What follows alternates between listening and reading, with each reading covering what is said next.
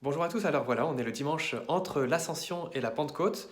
Ce dimanche, voilà, où nous sommes dans l'attente que se réalise enfin la promesse du Christ. Je ne vous laisserai pas orphelins, je vous enverrai l'Esprit Saint, le Consolateur, la force d'en haut, alors vous serez mes témoins. Nous ne sommes pas encore complètement en mesure de pouvoir vous accueillir pour célébrer la messe en public dans l'église. Nous faisons tout notre possible pour que cela soit effectif pour le dimanche de la Pentecôte. Mais nous pouvons profiter encore une fois de ce dimanche voilà, de ce témoignage de François et Jessica qui ont accueilli la présence du Christ au sein d'une lourde épreuve, l'accident de François.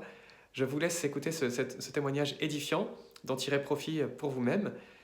Et puis nous nous retrouvons à 11 heures pour la célébration de la Sainte Messe, puis à 15 heures pour la prière des Vêpres, par la prière du chapelet, qui sera suivie de la possibilité de se confesser. Donc profitez-en bien. Bon dimanche à tous et à très bientôt. Bonjour, nous sommes Jessica et François Desjobert. Nous sommes mariés depuis, au mois d'août, cela fera 14 ans que nous sommes mariés. Nous avons la joie d'avoir 4 enfants, Gabriel qui a 12 ans, Élise qui a 11 ans, Augustin qui a 7 ans et Mathilde 5 ans. Nous nous sommes rencontrés par le biais de notre travail où nous étions tous les deux travailleurs sociaux, éducateurs spécialisés plus précisément, et nous travaillions à l'époque pour les orphelins apprentis d'Auteuil. Étant tous les deux croyants, pratiquants, il était évident que la place que nous avions envie de donner à Jésus dans notre vie de famille, c'était un peu au centre. On a beaucoup fait de préparation au mariage, nous avons fait partie des équipes Notre-Dame, et nous aimions, et nous aimons toujours à le dire, que dans notre maison, Jésus est un peu et a la première place. Voilà, et donc cela s'incarnait par une prière de couple, une prière familiale, tous les pèlerinages qu'on pouvait faire, pas de vacances sans lieu spirituel pour nous. Alors, au moment où François a eu son accident, le 30 janvier 2007, je pense que je me rappellerai tout le temps de ce matin-là et de la manière dont voilà, il m'a dit au revoir. On avait eu un week-end familial très harmonieux et puis ce matin-là, il était parti assez tôt. Moi, j'étais en train de préparer une brioche pour la crèche de Mathilde et ça faisait très... voilà, avec un peu de recul, ça faisait un peu voilà, petite vie de famille, belle et tranquille. Mon mari qui vient m'embrasser pour me souhaiter une bonne journée et qui part travailler à l'aube pendant que moi je fais un gâteau pour l'école.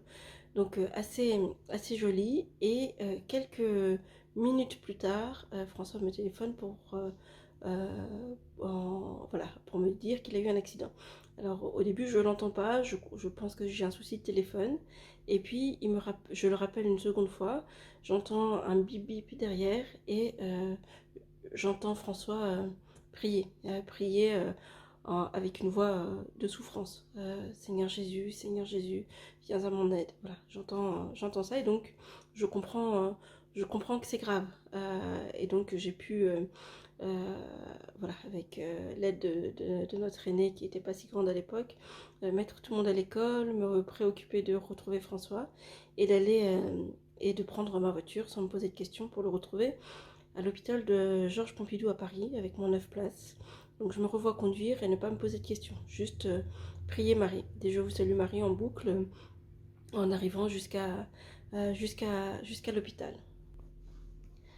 Alors tout du long où François a été à l'hôpital et où il a d'abord été opéré du tibia et ensuite du fémur et ensuite au niveau du tibia, et ben, ça s'est nécrosé et on a su un peu beaucoup plus tard que c'était dû à une infection nosocomiale et il y a eu une période 6 mois où il était hospitalisé, 6 mois où il était à la maison et il y a dû avoir plus d'une quinzaine d'interventions chirurgicales.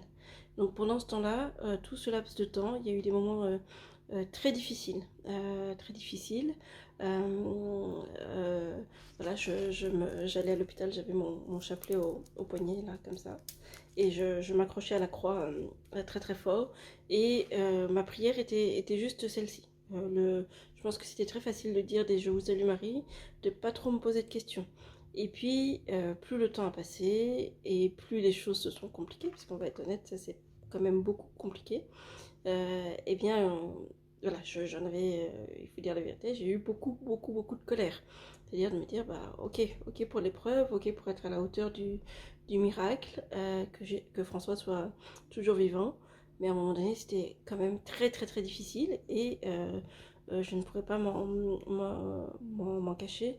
J'ai eu énormément de colère et tous les témoignages que je pouvais entendre de gens qui disaient oh, la joie ne nous a jamais quittés dans l'épreuve, etc. Et ben peut-être venait vraiment me déranger en me disant j'ai besoin d'entendre que les gens, même en ayant la foi, puissent être en colère. En tout cas, c'était vraiment bien mon cas et j'étais en colère. Alors, il y avait la colère, il y avait les larmes, mais ce qui m'a beaucoup aidé, ce sont les enfants. Les enfants avec leurs questions d'enfants, et finalement, peut-être mes questions au plus profond de moi, auxquelles je n'osais pas peut-être répondre.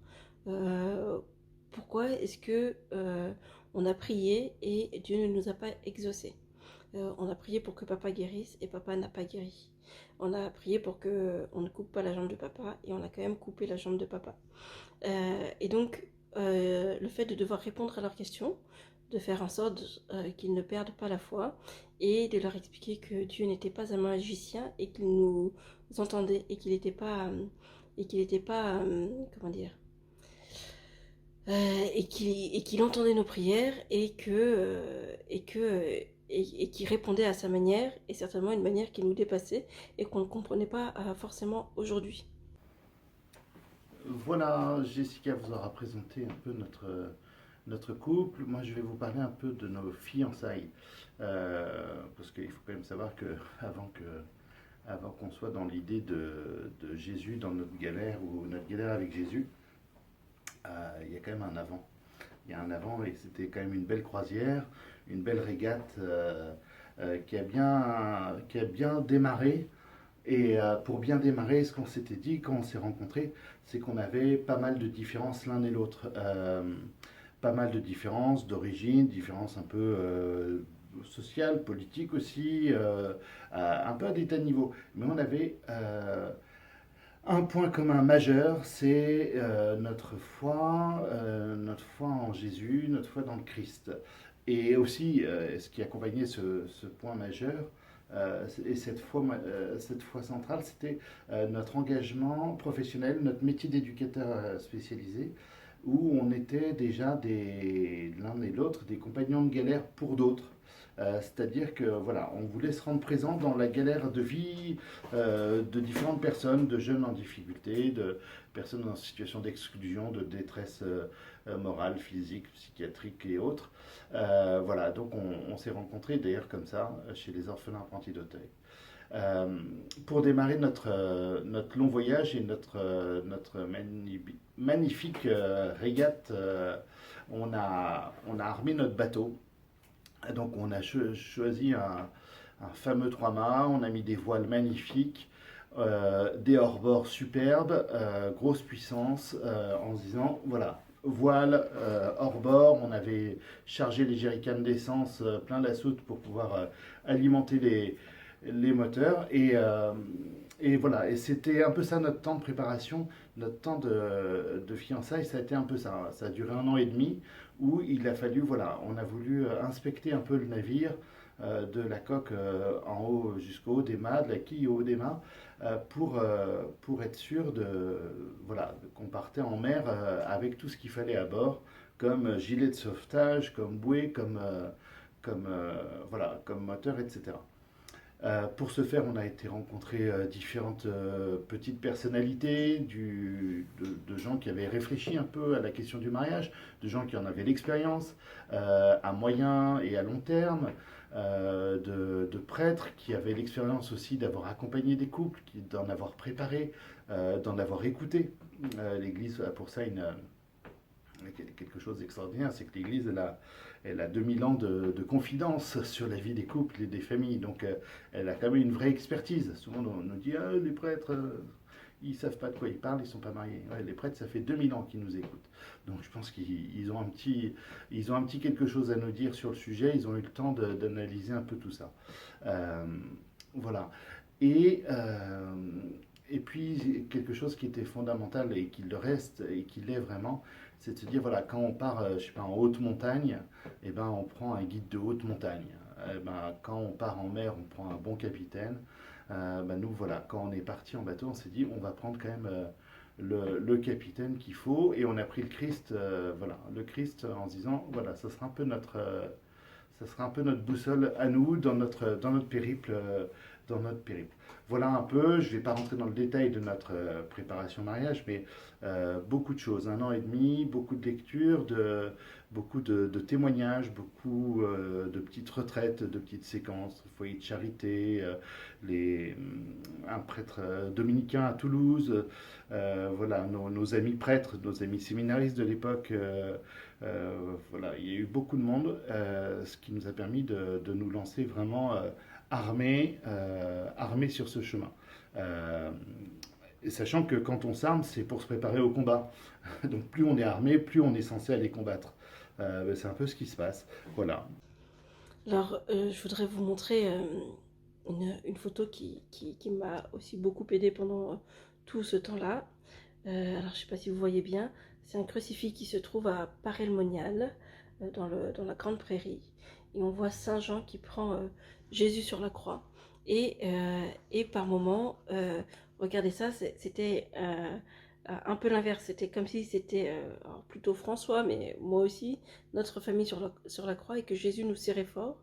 Et inversement, de me dire qu'en fait, sur cette croix, eh ben, c'était toute cette souffrance que nous sommes, que nous étions, que nous sommes, je ne sais pas comment dire, en train de vivre, et que, alors, le fait de me dire que Jésus l'a déjà vécu n'apaise en rien ni la peine ni la tristesse, mais ça me fait juste me dire qu'il me comprend et qu'il sait.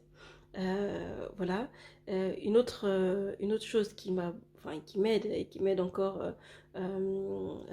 pendant ce temps de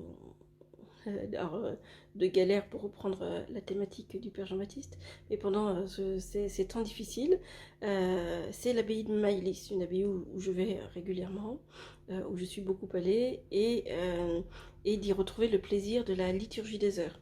Alors, je fais partie un peu des enfants gâtés et qui ont eu cette chance et cette grâce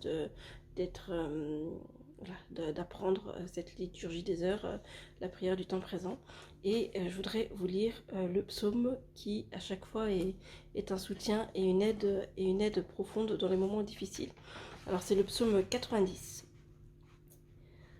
Quand je me tiens sous l'abri du Très-Haut et repose à l'ombre du Puissant, je dis au Seigneur, mon refuge, mon rempart, mon Dieu dont je suis sûr. C'est lui qui te sauve des filets du chasseur et de la peste maléfique. Il te couvre et te protège. Tu trouves sous son aile un refuge.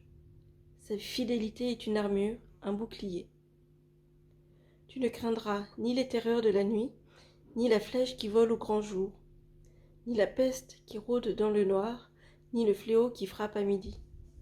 Qu'il en tombe 1000 à tes côtés, qu'il en tombe 10 000 à ta droite, toi tu restes hors d'atteinte. Il suffit que tu ouvres les yeux, tu verras le salaire du méchant. Oui, le Seigneur est ton refuge. Tu as fait du Très-Haut ta forteresse.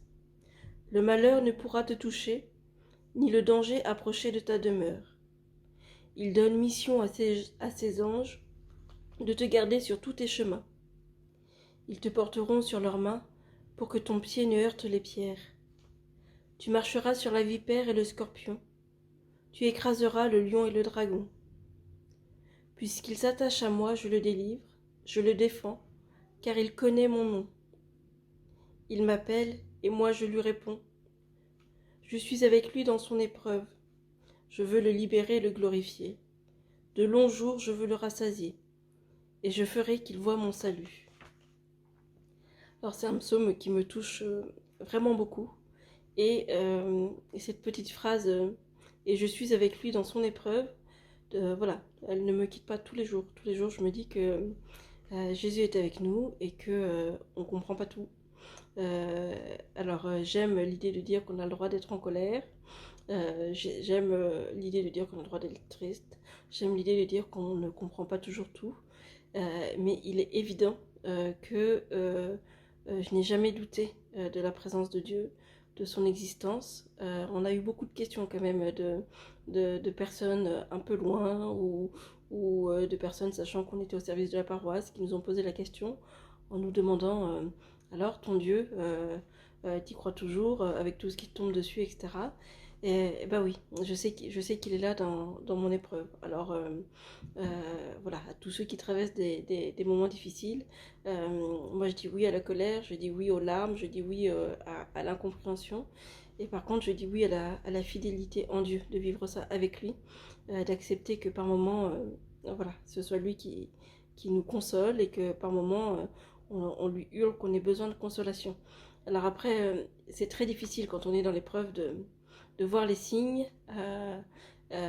Mais aujourd'hui, après 3 ans et demi, et ça n'est toujours pas fini, voilà, je crois que je peux dire avec certitude que Jésus était présent dans nos amis, dans notre famille, par leur présence, par leur prière, et que par moments, on s'est complètement laissé euh, reposer, voilà, sur la prière des autres, et de se dire, ben voilà, on sait que la paroisse prie, on sait que nos familles prient, on sait que nos amis prêtres prient, et juste de se dire, ok, là aujourd'hui je n'y arrive pas. Ça veut pas dire que je ne crois pas, que j'ai pas confiance, mais ça veut juste dire que aujourd'hui j'accepte de me reposer et de lâcher prise sur la prière de mes frères. Ça a été quelque chose, et c'est encore quelque chose de très très précieux. Des amis m'ont même dit, tu envoies un petit texto, juste pour dire besoin de prière, et nous on lâche tout et on prie. Et donc ça, j'en ai beaucoup utilisé, les moments où j'ai l'impression de perdre pied, voilà, de dire, d'envoyer un texto et de dire, voilà, là je sais qu'on prie, à ma place et qu'on prie pour nous. Voilà, voilà, j'ai fait du Seigneur mon refuge, mon rempart, mon Dieu, ma forteresse. Et par moments, eh bien, ce sont les autres qui m'aident à faire en sorte que cette forteresse reste solide. Alors, il y a maintenant 3 ans et demi, j'ai eu un petit accident de voiture. C'était un peu le démarrage un peu plus sérieux de la période, justement, un peu de galère, où tout d'un coup, en quelques secondes, on a baissé la grand voile, on a coupé les moteurs, on a acheté les jerrycans d'essence à la flotte et hardi petit, il a fallu se mettre à pagayer sévère. Surtout pour Jess, surtout pour ceux qui sont autour de moi, pour les enfants. Ça a été voilà, assez rude. Pour faire bref, un matin en partant travailler un peu tôt, vers 6 heures du matin, j'ai eu un accident, je me suis endormi au volant. A priori, et j'ai percuté la voiture qui arrivait en face en changeant de voie. Et voilà, et donc sur le coup, ça a été assez violent, évidemment. Euh, et la présence de Jésus a été assez instantanée parce qu'en fait, le choc a été tel que ma seule certitude, c'est que c'était la fin. Ma seule certitude du moment, c'était de me dire, voilà, Dieu vient à mon aide, je passe de l'autre côté, on y va ensemble. Pas dans l'esprit d'être, j'étais pas dans l'esprit d'être sauvé du au secours, mais plutôt dans l'esprit de me dire, dont acte, voilà, vu ce qui vient de se jouer, je suis fracassé dans ma voiture, je ne peux pas m'en sortir. J'ai réussi à appeler Jessica malgré tout. Pour essayer de, voilà, de lui dire au revoir quand même. Et puis moi, c'était un peu advienne que pourra maintenant, je me remets entre tes mains. Ça s'est pas joué comme ça. J'ai eu la chance d'être sauvé par le pompier qui me suivait et par les pompiers qui sont intervenus, d'être emmené à l'hôpital à Pompidou à Paris. Et puis j'y ai passé pas loin de 6 mois. Pas loin de 6 mois, où le démarrage en réa était un peu compliqué parce que j'ai un peu perdu la tête, j'étais raisonné un peu. Au tout début, on ne savait pas trop sur quel pied danser quant à mon avenir, donc tout ça était un peu compliqué. Euh, il m'a fallu quelques jours pour un peu reprendre mes esprits, et durant ces 6 mois, c'est là que vraiment s'est joué quelque chose de très très intéressant quant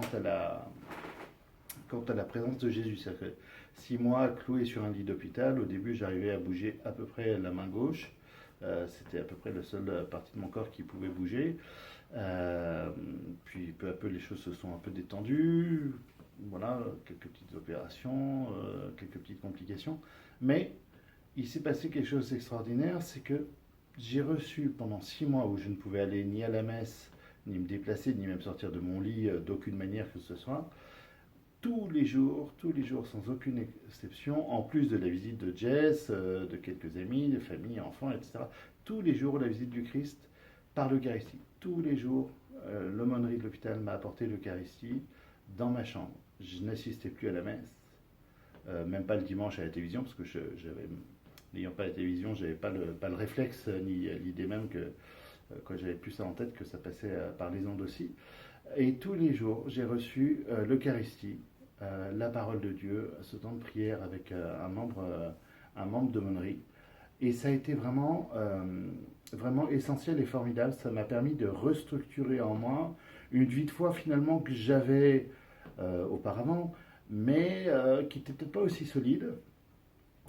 Et là, de pouvoir reprier tous les jours, avoir vraiment le témoignage des uns des autres, bénéficier de la prière des uns et des autres, ça a été prodigieux.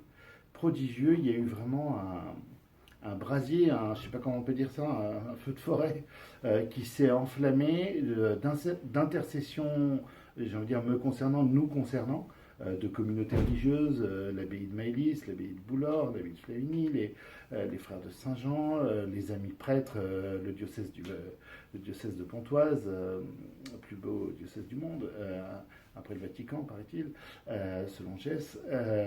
Il y a eu vraiment des choses extraordinaires d'intercession, d'amitié, de prière, et le Christ s'est vraiment rendu présent de manière spectaculaire, vraiment spectaculaire. Et ça a été vraiment majeur, c'est-à-dire que voilà, 6 mois à l'hôpital, vraiment une présence du Christ majeure. Après, au-delà de ce temps d'hospitalisation, il y a eu un second temps qui a été un temps de retour à domicile où je suis rentré à la maison avec encore des perspectives hospitalières qui ont été nombreuses, des séquences, mais à la maison, donc où là, à nouveau, le Christ s'est rendu présent. Je ne recevais plus de l'Eucharistie quotidienne, mais même si on me l'apportait le dimanche et tout ça, mais pas quotidienne. Et par contre, notre curé et son successeur se sont mis à venir célébrer à la maison la messe de semaine de notre village. Plutôt que de la célébrer dans l'église, vu qu'on habite le presbytère, on sont venus célébrer dans le salon où je vivais, c'est-à-dire j'avais mon lit médicalisé dans le salon. Et tous les mercredis soirs, tous les jeudis matins, j'assistais à la messe en direct au pied de mon lit avec les membres de la paroisse qui venaient, avec quelques amis qui venaient, avec les infirmières qui étaient là parfois pendant les soins et qui se retrouvaient un peu pris au piège de nos célébrations et donc qui assistaient tout en travaillant ou en attendant un peu. Donc c'était plutôt chouette. Voilà, et vraiment Jésus est resté présent et de manière très étonnante et au travers aussi beaucoup du témoignage, des expériences des uns et des autres. On a eu, vous savez, je pense à la petite Thérèse qui parle de ces pluies de roses. On a vraiment eu ça, cette grâce de recevoir vraiment dans toutes les souffrances, dans toutes les douleurs, de très belles attentions, de très belles grâces, vraiment de très beaux effets de providence. ça n'a rien enlevé à la souffrance, ça n'a rien enlevé aux blessures, et notamment aux blessures, je veux dire, collatérales, c'est-à-dire pour la famille, pour Jessica, pour les enfants, etc. Parce que on s'axe beaucoup sur la personne qui est blessée, sur la personne qui est malade, etc. C'est très bien, et merci pour elle, merci pour moi. Mais on oublie souvent que ceux qui en pâtissent le plus, ceux pour qui c'est le plus violent, c'est ceux qui sont autour. Parce que non seulement ils n'ont pas la reconnaissance, mais en plus ils ont apporté la souffrance du conjoint, du père, de la mère, etc. Voilà. Donc là, on a eu vraiment à nouveau des grâces un peu exceptionnelles. Qu'est-ce qu'on appelle nos épreuves, nos galères, nos difficultés? Je voudrais être un peu plus concrète, c'est-à-dire que avec l'accident de François, pour ma part, c'était de se retrouver seule avec les enfants. J'avoue que j'aurais voulu être une... vous savez, on a souvent ces petits messages pendant le carême de ne pas être des cathos secs. Et j'aurais voulu être dans l'épreuve une catho de feu, une catho priante, fervente, joyeuse. Voilà. Et j'ai plutôt été j'ai plutôt été une qui crie, qui pleure, qui comprend pas et qui a l'impression de boire la tasse voilà, et de se noyer un peu. Mais voilà, mais je voudrais détailler un peu quelles sont les difficultés. Alors, il y a la solitude, il y a le fait d'avoir peur pour la vie de son conjoint, il y a les moments où son conjoint baisse les bras, il y a les 4 enfants à porter seuls, avec leurs émotions propres, il y a le fait de ne plus avoir de vie sociale parce qu'on n'est plus invité, parce qu'on n'est plus reçu, il y a le fait de devoir demander de l'aide, mais de ne pas avoir envie de demander de l'aide non plus, d'avoir besoin d'aide pourtant. Il y a le fait d'avoir envie de voir ses amis, mais il y a aussi le fait qu'on est catalogué comme étant ceux qui sont en difficulté, et donc le comment ça va et le comment ça va. Voilà. Par rapport à la prière et par rapport à Dieu et à Jésus, à la Vierge Marie, de passer de la prière spontanée à la louange facile, à la gratitude et à l'action de grâce, de passer à une prière plus peut-être de demande concrète, et puis finalement de se dire qu'on n'a rien inventé, et que les bons appuis et bah que en fait l'Église a plus de 2000 ans, et que pour moi la parole de Dieu, les psaumes, la messe, la fidélité, la communauté, les communautés sont des points d'ancrage importants. Voilà. Alors quand je suis passé pour ma part de l'hôpital à la maison, ça a été un grand changement aussi, alors évidemment de retrouver une vie familiale, ce qui n'est pas évident quand on a vécu pendant presque 6 mois tout seul, cajolé par tout plein d'infirmières, de médecins, etc. Euh, mais une vie familiale aussi au niveau spirituel. C'est-à-dire que à l'hôpital, je recevais la visite de Jess, un tout petit peu des enfants, mais c'était plus ou moins interdit, donc c'était compliqué. Donc la vie spirituelle, on la vivait moins ensemble, vraiment moins ensemble. Euh, Retour à la maison, où auparavant on avait vraiment une habitude de vie de prière familiale quotidienne, où là il a fallu essayer de reprendre, ce qui n'était pas toujours évident. Pas toujours évident parce que je ne suis pas quelqu'un de toujours évident. D'une part, que la souffrance n'aide pas beaucoup, la souffrance physique, euh, parce que j'étais sous morphine constante, voilà, du fait des douleurs, qui n'étaient pas toujours très agréables, des soins quotidiens, des perfusions quotidiennes, de beaucoup de protocoles. Donc ça me rendait quand même pas très disponible, pas toujours très heureux non plus à vivre. Voilà. Et là, je veux dire, notre prière qui était sans doute plus régulière, peut-être un peu plus euh, structurée auparavant, s'est trouvée un peu différente, parce que c'était par plus des petites choses. Voilà. Un bénédicité, un signe de croix, Voilà, les enfants pouvaient aller à la messe.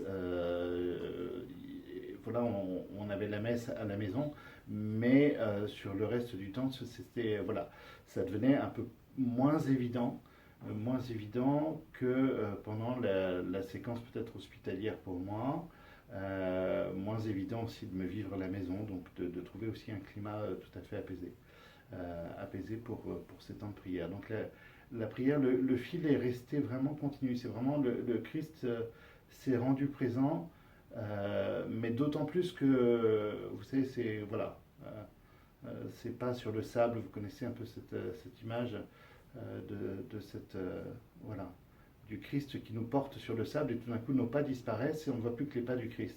Parce que là, il nous porte. Ben, c'était un peu mon ressenti, c'est qu'il y avait quelque chose un peu de cet ordre-là. C'est que là, ça venait un peu moins de nous, peut-être un peu plus du Christ, parce que effectivement, on était peut-être un peu plus fragile pour mener à bien cette fidélité et que le Christ a su bien prendre le relais aussi à ce moment-là. Voilà. Donc nous, on s'y efforçait, mais on était peut-être un peu moins, voilà, un peu moins structuré, un peu moins efficace dans notre démarche de prière à ce moment-là sur son côté, on va dire, un peu formel. Mais et le Christ a su prendre vraiment un bon relais au travers de la paroisse, au travers de nos amis, au travers, voilà, au travers de ce qui pouvait se jouer. Voilà un peu ce que je peux vous dire à ce moment-là de la prière. Je ne rentre pas voilà, dans le détail du cœur de nos prières, euh, mais un peu sur cette fidélité.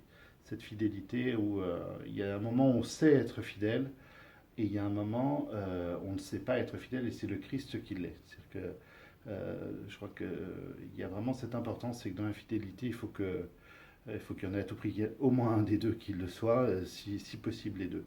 Et de temps en temps, bah, il y en a un qui porte l'autre. Voilà. Il y a une autre image qui, dans cette épreuve, m'a beaucoup aidée. Vous savez, c'est le passage des disciples avec Jésus dans la barque et il y a la tempête. Et les disciples crient et Jésus dort. Voilà. Et, euh, moi, je suis plutôt du genre à être comme les disciples, à vouloir crier, à hurler. Eh oh Jésus, c'est pas le moment de dormir. Tu vois bien que c'est difficile. Euh, et, euh, et pourtant, Jésus est confiant. Jésus est en paix et Jésus sait. Voilà. Et je crois que c'est la petite Thérèse qui reprend ce passage en disant: et si nous laissions nos tourments, et si nous gardions nos tourments afin de ne pas réveiller Jésus. Il y a une chose importante que je dois rajouter aussi dans notre relation au Christ, c'est le fait de ne jamais perdre confiance. Perdre confiance en l'avenir, perdre confiance sur l'avenir au niveau même santé, au niveau familial, au niveau conjugal, parce que c'est là-dessus que les choses sont les plus difficiles, et arriver à garder confiance. Euh, il faut savoir une chose dont je suis persuadé, dont malheureusement, ou pas d'ailleurs, mais en tout cas dont l'Église témoigne en permanence au travers de ses fragilités, au travers de ses faiblesses, c'est que plus les grâces sont abondantes, plus Dieu se fait sentir présent, plus on est dans un chemin j'oserais pas dire de sainteté, mais d'avancer vers le Christ, etc., plus le démon se déchaîne. Plus le démon se déchaîne, plus on est agressé par la désespérance, par la colère, par plein de choses. Moi le premier, surtout moi. Euh, et il faut rester en confiance, c'est se dire, voilà, ne pas lâcher, rester dans cette foi dans le Christ et rester en confiance. Euh, Parce que là, c'est là que la tempête se met vraiment à souffler. Autant quand on a la voile, etc., parfois il y a des manques de vent. Autant quand on a voilà, plus de voile et qu'il n'y a pas de vent, on peut avoir les moteurs. Autant quand on n'a plus les voiles, pas les vents, qu'on est à la rame et qu'il se met à y avoir la tempête, je peux vous garantir que là ça swing et c'est quand même compliqué. Et c'est là où effectivement la confiance, voilà, rester dans un état de confiance. C'est pas évident parce que la confiance n'empêche pas la désespérance, n'empêche pas la colère, n'empêche pas la violence, n'empêche pas voilà, il y a des moments où on a envie voilà, on a envie que tout s'arrête, que de tout bazarder, de passer à autre chose, euh, de franchir un peu de franchir un peu le gouffre en laissant un peu tout tomber dedans, quoi. Et là, il faut vraiment rester dans cette démarche de confiance. Et encore une fois, je trouve qu'on voit que le Christ a quand même plus confiance en nous que nous n'avons confiance en lui, malheureusement, et que nous n'avons confiance en nous-mêmes. Euh, la défiance que l'on peut avoir de soi, de l'autre aussi. On peut avoir aussi une défiance, vraiment une méfiance et une défiance.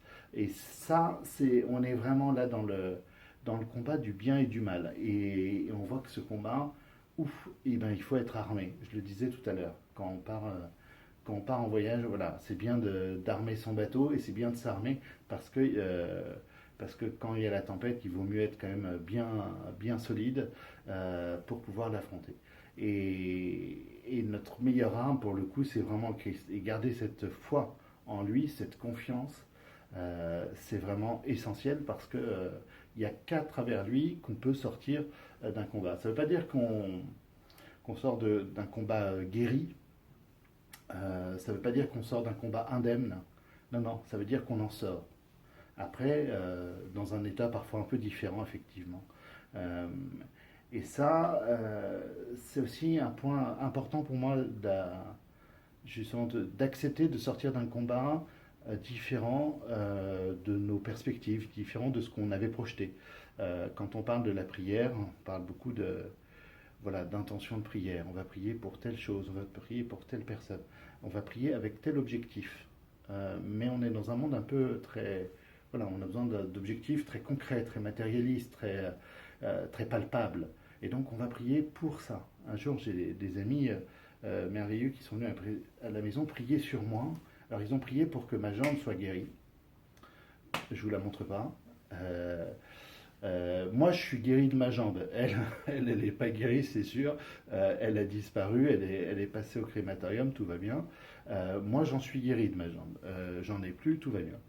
Mais effectivement, elle n'a pas guéri. On a prié pour la guérison du diabète. Je suis toujours diabétique, j'ai pas guéri. Ça veut pas dire que ça veut pas dire que Dieu n'a pas agi. Ça veut pas dire que la prière n'a pas eu de sens. Ça veut juste dire que parfois le sens qu'on y met manque peut-être un peu de gratuité.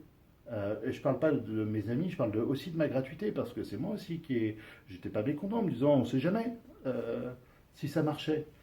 Mais peut-être qu'il faut apprendre aussi dans ce sens de la confiance, à lâcher un peu prise sur les objectifs et sur un peu notre gratuité. On est beaucoup, peut-être, en tout cas moi, dans le deal avec le Seigneur. Je te donne ça, tu me donnes ça. J'ai longtemps prié, ça m'arrive encore, vous savez, on prie pour la souffrance des uns ou des autres, pour qu'elle s'abaisse, pour qu'elle disparaisse. Et puis parfois on prie, et ça m'est arrivé d'offrir ma souffrance, celle-ci ou une autre, au profit de quelqu'un, en me disant, voilà, je prends sur moi de manière à lui éviter telle ou telle souffrance. Et je veux souffrir à sa place. Puis on retrouve cette personne, sa femme, ses enfants, ses amis, et tout d'un coup on s'aperçoit que ça n'a pas marché du tout, qu'elle en a pris plein de la tête. On se dit, mais attendez, moi j'avais accepté quand même tout ça en échange, vous deviez faire en sorte qu'il ne se passe rien pour elle. Et que dalle. Et là on se dit, tiens, est-ce que c'est le Christ qui tient pas Et puis on se dit, mais est-ce que ma prière était vraiment dans la gratuité? Est-ce que le plan de Dieu est le même que le mien, ou est-ce que c'est moi qui ne me suis pas soumis au plan de Dieu? Et que parfois, faire confiance, c'est aussi ça. Je reviens au mot confiance, c'est faire confiance, c'est pas toujours tout comprendre. C'est accepter de s'abandonner, et ça c'est vraiment important, accepter de s'abandonner un peu, voilà, c'est le mouton qui suit le berger. Et alors parfois il y a l'accident, c'est le mouton de Panurge, et ça finit n'importe comment. Mais accepter de suivre nos bergers. Et pour ça, nos bergers, l'Église nous en prête régulièrement. Et de se dire de temps en temps, quand on ne comprend pas, eh ben, il faut peut-être aussi accepter de suivre, avoir cette humilité, cette gratuité dans notre prière, se dire, voilà, je suis derrière le Christ. C'est lui, mon seul et unique berger, c'est lui, et le reste, ça passe en second plan. Et lui sait, lui pourvoit, et dans ses plans à lui, il y a une finalité qui me dépasse et une compréhension qui me dépasse.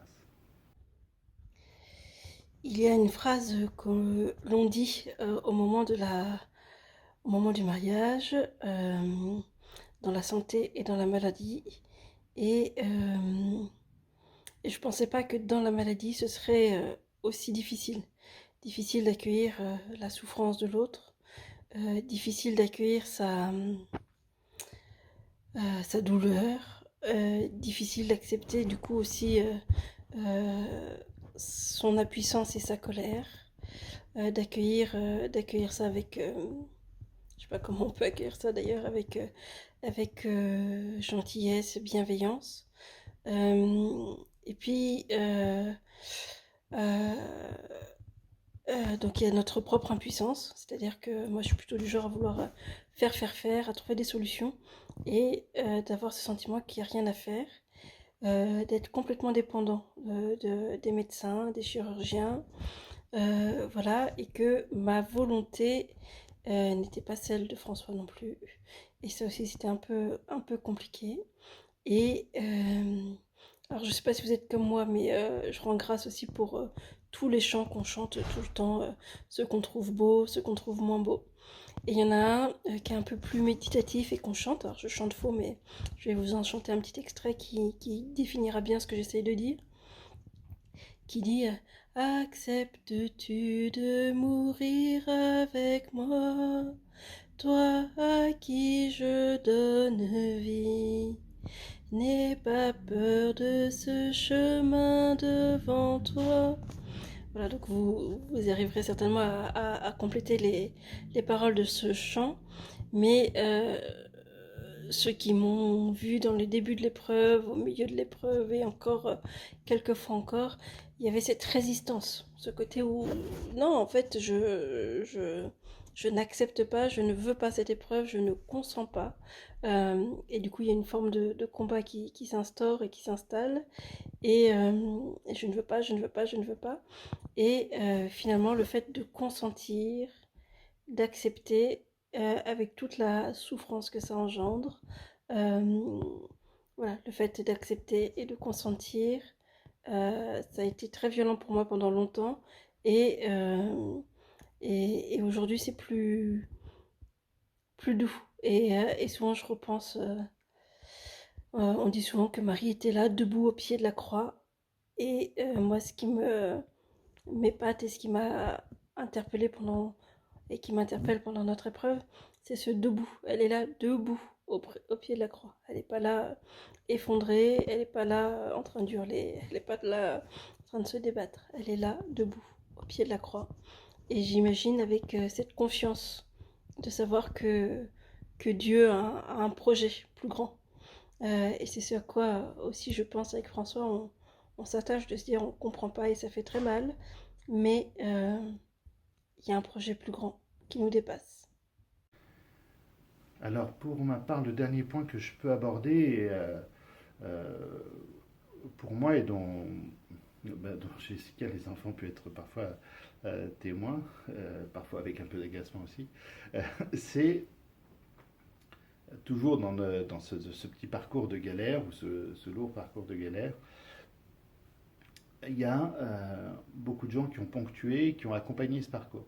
Et en particulier, de manière tout à fait particulière, en plus de la famille, des proches de Jessica, de manière tout à fait particulière, je dirais les soignants et le personnel hospitalier dans son ensemble.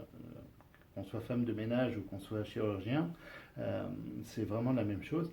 Et se dire que chaque rencontre a été vraiment extraordinaire parce que on vient se rencontrer en tant que patient, on vient s'offrir dans notre fragilité, dans nos faiblesses, dans notre intimité. C'est pas toujours très agréable, pas toujours très évident, mais on porte pas de masque pour le coup, même si c'est la période du Covid. Là, il y a pas le masque, on n'est pas là pour faire semblant. Euh, mais ça permet aussi de rentrer dans une relation de fond. Et quand on aborde des sujets de fond autour de la vie, autour de la mort, des angoisses des uns ou des autres, on est souvent dans le partage. C'est-à-dire que souvent nos opinions, nos options, nos aspirations spirituelles peuvent questionner. Et le fait de les montrer, d'oser prier, je ne m'arrête pas de prier sous prétexte que quelqu'un rentre dans ma chambre. Euh, Ça dépend un peu des circonstances, mais je ne m'arrête pas de vivre et je ne vais pas faire semblant d'être ou de ne pas être. Et la présence de la foi, la venue d'un ami prêtre, etc., ce sont des... Ça pose question. Ça pose question dans un monde où la spiritualité est pas très bien vue, où l'Église n'a pas la meilleure presse qui soit depuis quelque temps. Euh, et effectivement, on s'aperçoit qu'au fond du cœur de chacun, euh, à la fois tant la souffrance du patient que de ses enfants, que de la famille, etc., que sa dimension aussi de spiritualité pose vraiment question et qu'il y a une vraie soif d'échange. Et ça a été vraiment des rencontres très chouettes de pouvoir partager autour des évangiles avec des infirmières. Je leur demandais pas si elles avaient envie ou pas, mais il se trouve que j'écoutais ou je lisais l'évangile et je leur proposais de leur lire pendant qu'elles faisaient les soins. Donc elles osaient pas trop dire non, parfois elles étaient contentes de dire oui. Et donc hop, je lisais l'évangile et puis on en parlait. Et c'était des petites choses comme ça où là encore une fois, euh, l'infirmière elle est préoccupée sur les 50-70 points de suture d'une jambe infectée, etc. C'est un peu glauque, ça sent pas forcément très bon, c'est particulier. Et vous avez Jésus qui est là et qui est là au travers de son évangile, au travers d'une lecture, etc. Et ça c'est génial. C'est génial parce que ça permet des échanges et des rencontres de fond tout à fait exceptionnelles. Et ça, j'ai eu cette chance tant quand j'étais à l'hôpital qu'à la maison, avec aussi des infirmières libérales qui sont venues, qui étaient voilà, vraiment des crèmes d'humanité, des filles super. Ça a été vraiment une expérience très chouette. Tout ce temps avec les soignants. La question de la foi, je jouais avec mon chirurgien, voilà. Avant la question de l'amputation, c'était mais voilà, avec cette prothèse, avec ci, avec ça, est-ce que je pourrais me mettre à genoux? Parce que c'est important pour moi de me mettre à genoux quand je vais à la messe. Et là, moi je disais ça avec un peu d'ironie, un peu d'humour, parce que je savais que je pourrais plus le faire, mais et lui, presque en panique, un peu inquiet, en disant ah bon, non, c'est vraiment important, et hop, ça lance un petit sujet. Et c'est amusant de voir, il y a le côté amusant, et en même temps, ça permet d'aborder des sujets de fond, et ça percevoir qu'on est vraiment dans un monde où il y a une soif de spiritualité, et d'une spiritualité avec un peu de clé de compréhension. C'est qu'on est dans une ignorance culturelle aussi colossale aujourd'hui. Euh, et ça, c'était vraiment des moments très chouettes de pouvoir partager des temps de prière. Voilà, l'infirmière qui débarque, on est en train de célébrer la messe dans le salon. Euh, on a dressé un hôtel, les gens sont là, etc. Et on se met à chanter et l'infirmière est là et il faut qu'elle fasse son soin parce qu'elle est attendue par un autre patient pour autre chose après. Et donc elle fait son soin pendant la messe. Et ben c'est chouette. C'est des moments vraiment, c'était des belles rencontres, c'était vraiment des moments et c'est toujours des moments très profonds.